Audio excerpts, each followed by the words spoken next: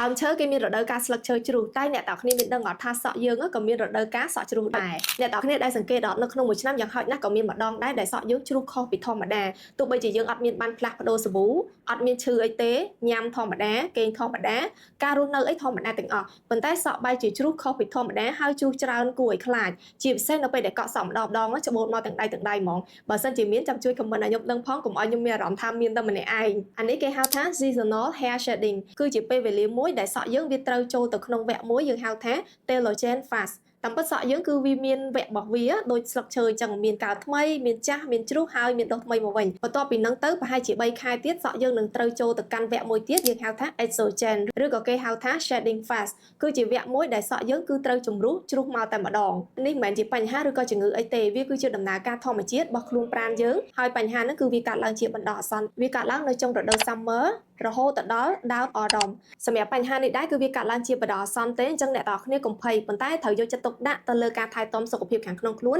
ជាមួយនឹងថែទាំស្បែកក្បាលឲ្យមានសុខភាពល្អរឹងមាំដើម្បីឲ្យកូនសក់ដែលដុះមកក្រោយហ្នឹងគឺវាមានសុខភាពល្អ